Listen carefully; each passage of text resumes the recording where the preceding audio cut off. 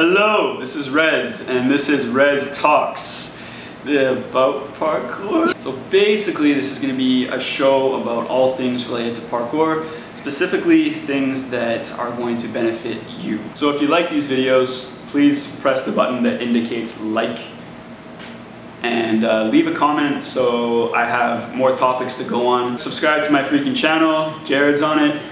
Hi. First topic of today's show is doing things instead of trying them. What I mean by this is if it's your first time doing a move, instead of trying to do the move, actually give 100% and fully commit to doing it. I started thinking about this more after 2 weeks ago when I was in Seattle for the Parkour Summit. The first day there was a competition which I entered, and I sucked because I couldn't do things on my first try. The competition consisted of movements that I'd never been able to try before.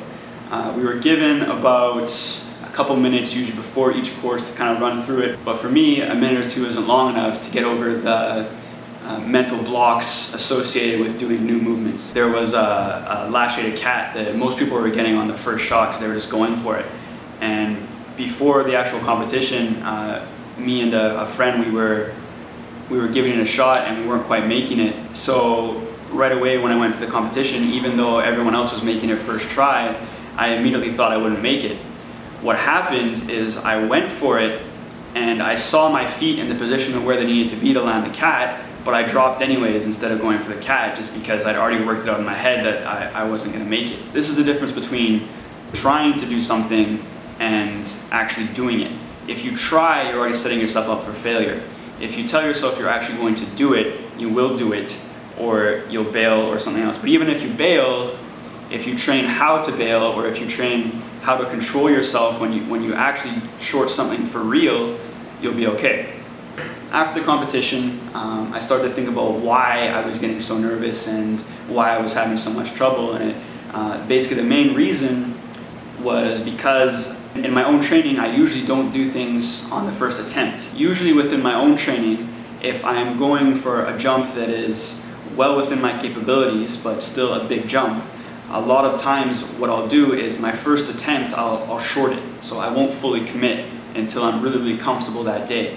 So what this basically is it's working up to doing something. So we've all heard of this, we have progressions to doing things safely, but it becomes a problem when these progressions are a crutch and you can no longer just do things full out. An example of this could be going for a running press, and instead of doing the press, you short and do a cat leap.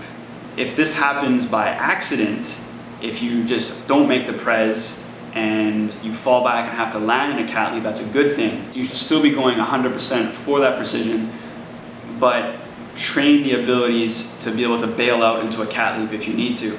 The more you train the abilities to bail out and to, or not even really bail out, just to substitute for a different kind of landing position, the more confidence you'll have going 100% on the first try. An easy way to train that is just to do the landing continuum. And Ryan Ford from Colorado made a video about that, and I'll link that in the description. You should definitely give it a try. So to recap, for those jumps that you're trying to do, that you know you can do, don't try to do them, just do them. Next topic, also relating to the Seattle Summit, was the concept of game day.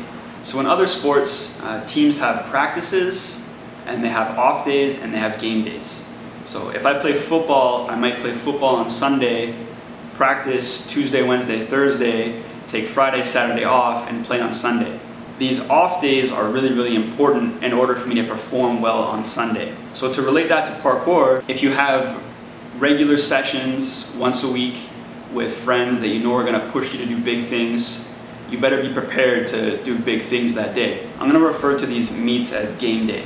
So even though parkour isn't a sport where teams are going head-to-head every weekend or anything like that, we still tend to have days where we're expected to perform better than other days, or where you would at least want to perform better than other days. So if you have a game day approaching, the best thing to do is actually take the day before off completely from training. On this day, you can do things like soft tissue work, stretching, ice baths, whatever. Just make sure that most of your time on the day before a game day is dedicated to recovery. So I remember before, when I used to think about training, I always thought training harder was better.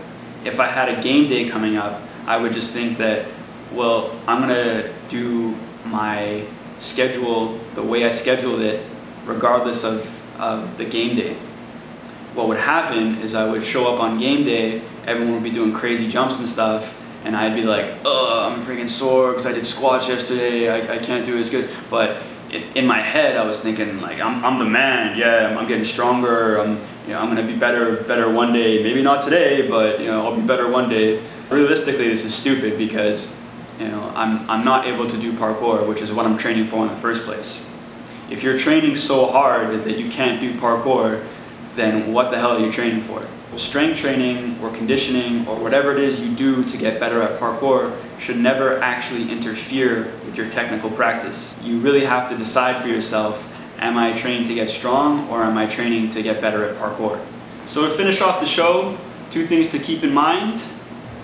Make sure that if you know you can do something, do it, and be rested for those heavy training days, for those game days. Make sure you're going to be at your best performance so you don't let your friends down and you don't let yourself down.